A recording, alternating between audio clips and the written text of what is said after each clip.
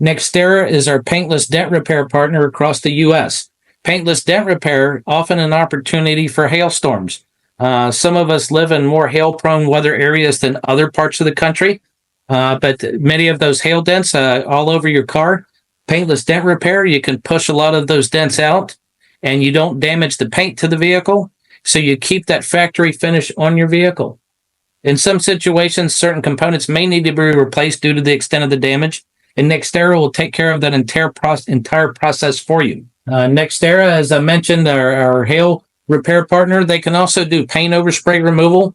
Paint overspray is when, for example, somebody was painting a commercial warehouse next door and the wind picked up and the paint blew over and got a number of cars in a parking lot. So Nexterra can do the paintless dent repair for hail damage and also do paint overspray removal. They are international, servicing North America, Australia, Asia, and Europe. Right, and again, across all 50 states, they have mobile certified repair centers. Right, and they have a rapid response, so they can get out there, inspect your vehicle, provide an estimate of repair, and get those repairs scheduled for you as quick as possible with lifetime warranties.